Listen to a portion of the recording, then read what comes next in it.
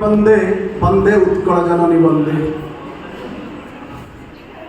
आजिर सभा मंच को मंडन करिथिबा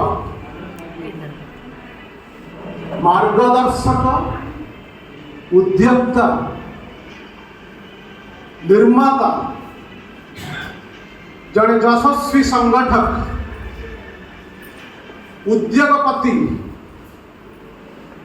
जेहेतु मो फादर इन लॉ रविदास आउ नहांती से रविदास सान भाई बोली निजक परिचय दियंती तेणु मो परिवार ताको मौसा बोली डाके से हेले निकुंज छोटरा महाशय। सम्माननीय सभापति महोदय, वर्तमान सभापति आ पूर्वतन सभापति आशीष बाबू, केदार बाबू, प्रदीप्त बाबू, सुधाकर बाबू, तारिणी बाबू,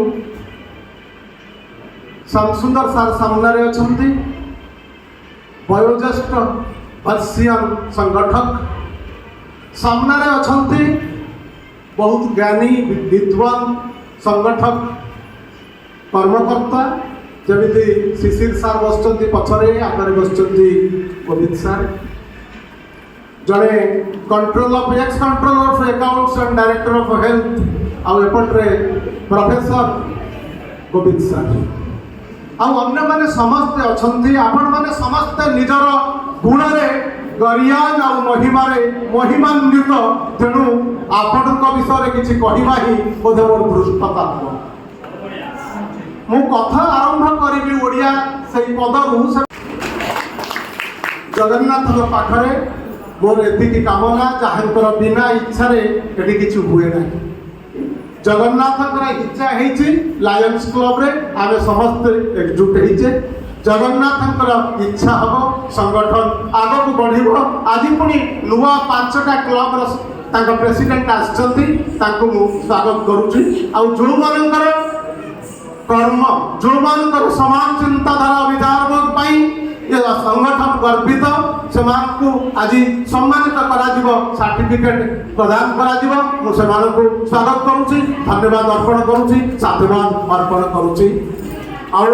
पप्पू मिश्र आ सोहिनी मिश्र, कीर्ति प्रकाश महापात्र मोर 4 गौड़ जीवाले पुरी पानी तहिदरे कला नाउरी 2टी भजन सीढ़ी रे मोर जो भजन को सब गाई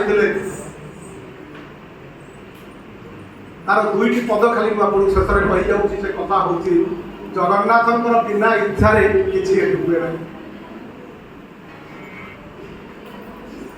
तुम्हें न चाहिए भावर नई रे जुआर उठेनी परा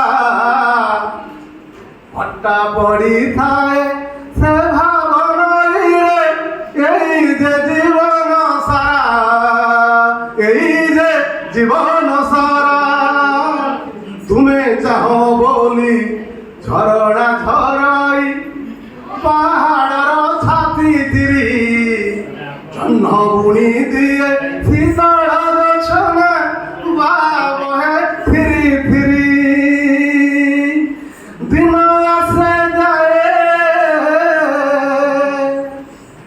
आसे जाए ऋतु गीत गाए हसी उठू थाए धरा, यही जे जीवन सारा, यही जे जीवन।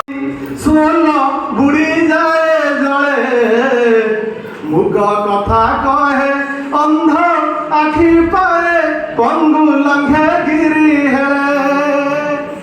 दुख चली गले सुख आखि मेले यही छाई यही खरा, यही जे जीवन सारा, यही जे जीवन सारा। संगठन अनेक अनेक मंगल कामना करी प्रभु पाखे सबू संगठक जे वाकफ क्लब चलापथ को कुसुमित करने से जगतर नाथ परम पिता जगन्नाथ पाखे प्रार्थना करी मोर वक्तव्य को विराम दूची। जय जगन्नाथ।